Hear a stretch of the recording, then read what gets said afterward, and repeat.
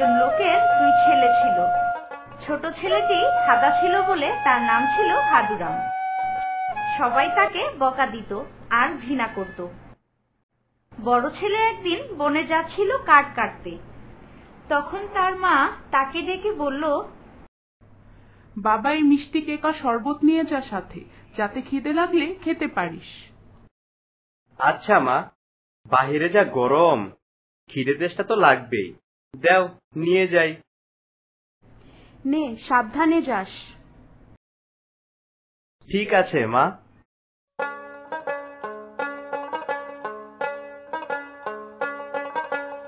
ছেলে এবার হাঁটতে হাঁটতে বনের ভিতর গেল।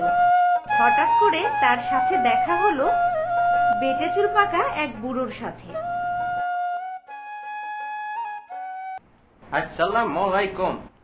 তোমার কাছে যে কেক আর বোতলে শরবত আছে তা থেকে আমাকে একটু দাও না বাবা, বড় খিদে পেয়েছে আর তেষ্টাও পেয়েছে। তোমাকে যদি কেক আর শরবত দেই তাহলে কতটুকুই বা থাকে? আমি খাবো কি? না বাবা, দিতে পারবো না, যাও ভাগো। বেটে লোকটিকে সেখানে রেখে ছেলেটি হাঁটা শুরু করলো।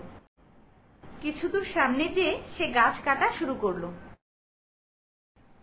একটা গাছ কাটতে কাটতে কুড়াল এসে তার পায়ে লাগলো। ওহ মা, এ কি হলো আমার?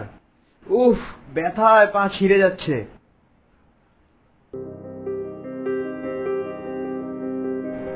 ছেলেটি তার পা গামছা দিয়ে বেঁধে বাড়ির দিকে রওনা দিল। বাড়ি যেয়ে তার মাকে বলল, মা, ও মা, আমার পা কেটে গেছে, জলদি এসো, দেখে যাও।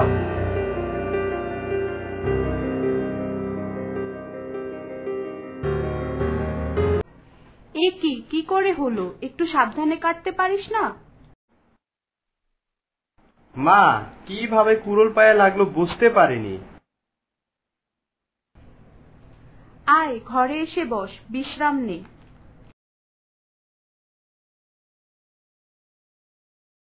এমন সময় হাদুরামও বাড়িতে আসলো আর বলে উঠল, মা, আমাকে কোড়াল দাও, আমি কাঠ কাটতে যাব।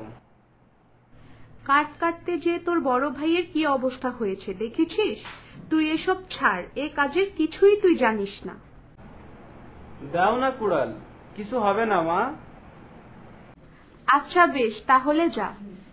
হাদুরামের মা হাদুরামকে আতপোড়া কেক আর টক শরবত দিয়ে বলল,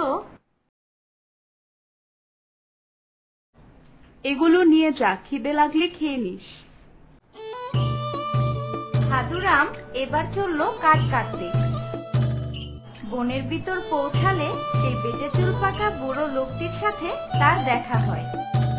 বুড়ো লোকটি হাদুরামকে বলল, তোমার কেক আর শরবত থেকে আমাকে একটু দিবা বাবা, খুব খিদে আর তেষ্টা পেয়েছে।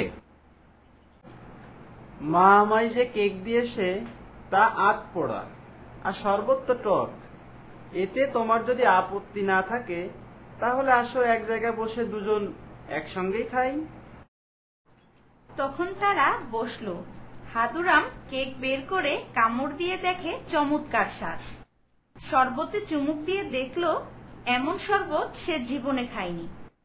তারা তৃপ্তি করে কেক শরবত খেলো। বেটে লোকটি তাকে বলল, তোমার মন যেহেতু এত ভালো, আমি তোমায় খানিকটা সৌভাগ্য দিব। ওই দেখো একটা বুড়ো গাছ, যাও ওটা কাটো, ওর শিকড়ের নিচে কিছু একটা পাবে। এটা বলে লোকটি অদৃশ্য হয়ে গেল। হাদুরাম গাছটা কেটে ফেললো আর অবাক হয়ে দেখলো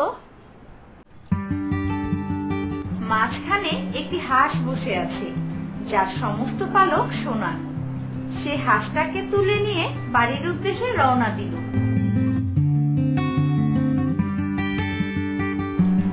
যেতে যেতে সন্ধ্যা হয়ে গেল। এখন হাদুরাম চিন্তায় পড়ে গেল, সে বাড়ি ফিরবে কি করে। হঠাৎ সে একটি বাড়ি দেখতে পেল আর সেখানে যেয়ে বলল, কেউ আসেন? হ্যাঁ আছি। কে আপনি? কি চান? রাত হয়ে গেছে তো, তাই আমি আমার এই হাঁসটি নিয়ে আপনার বাড়িতে আজকের রাতটা আশ্রয় নিতে চাই। বাড়ির ভিতর থেকে একজন বলল, আচ্ছা ভিতরে আসুন। হাদুরাম এবার ভিতরে প্রবেশ করলো। হাদুরামের সোনার পালকের হাঁস দেখে সবাই অবাক। হাদুরাম বলল,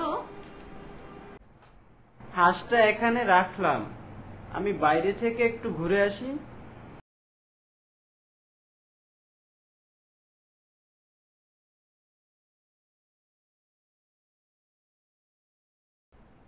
হাদুরাম বাইরে যাওয়ার সাথে সাথে বাড়ির এক মেয়ে হাঁসের একটি সোনার পালক ছিঁড়তে গেল। মেয়েটি পালক ধরার সাথে সাথে আটকে গেল। হাঁস থেকে নিজের হাত কোনোভাবেই ছাড়াতে পারল না। সারা রাত এভাবেই থাকলো।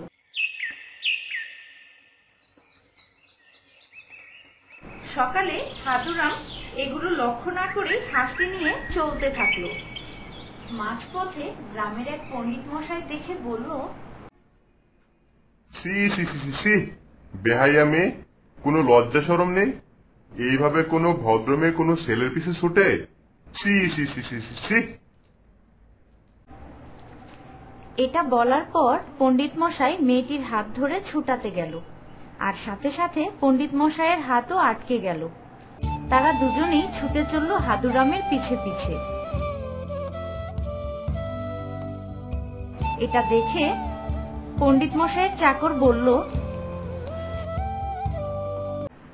হুজুর হুজুর, আপনি মেয়েদের কিছু ছুটছেন কেন? হুজুর, মান সম্মান সব যাবে, আমাদের নামকরণ অনুষ্ঠানে যেতে হবে, ভুলে গেছেন?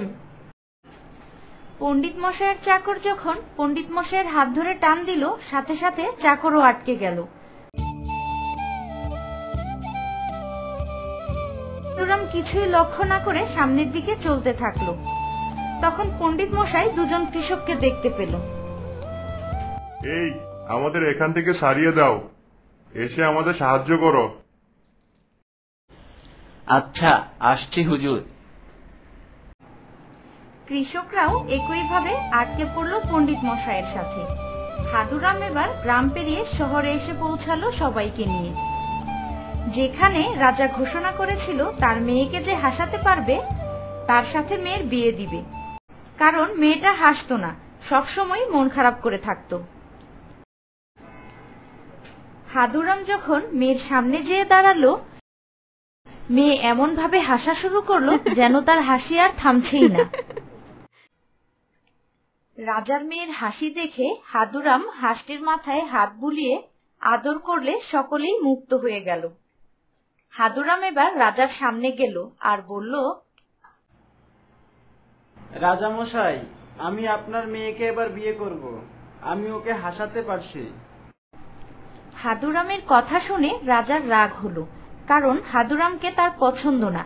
তাই রাজা হাদুরামকে আরো কিছু শর্ত দিয়ে দিল। যদি এমন লোক আনতে পারো যে এই শরবতের জার খেয়ে খালি করতে পারবে। আমার হাঁসটা আমি আপনার কাছে রেখে যাচ্ছি, আমি এমন লোকই আনবো যে পুরো জারের শরবত খেয়ে ফেলতে পারবে। হাদুরাম এবার ভাবলো, ওই বৃদ্ধ সাদা চুলের লোকটির কাছে যাই, উনি আমাকে সাহায্য করতে পারে। তাই সে আবার বনে গেল আর লোকটিকে দেখেই বলল, তোমার মন খারাপ কেন? আরে টেস্টার মরছি, 2 জার সব খাইলাম, তাও আমার টেস্টটা মিটছে না কেন? ঠিক আছে, এই যদি হয় তোমার সমস্যা, তবে আমার সাথে আসো, আমি তোমায় পান করাবো। হাদুরাম আর বুড়ো লোকটি রাজার সামনে আসলো। রাজার শর্ত অনুযায়ী শরবত খেলো। তারপর হাদুরাম বলল,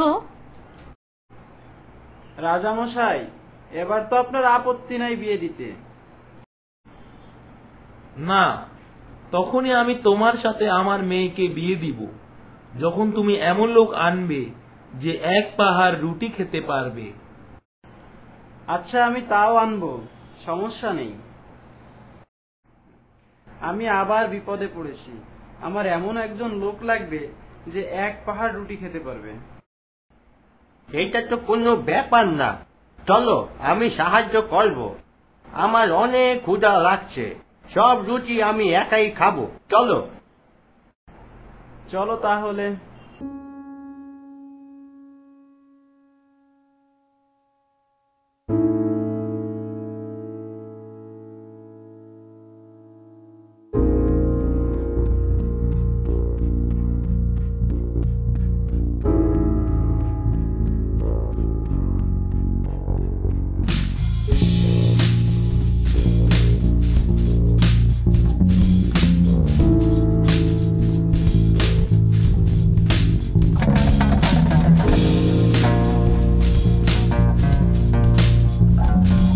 আরো রুটি চাইলো।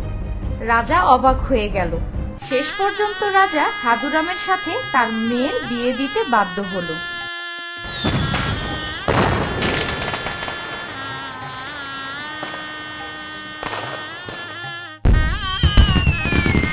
পরে রাজার মৃত্যুর পর হাদুরামই রাজ্য শাসন করতে থাকে।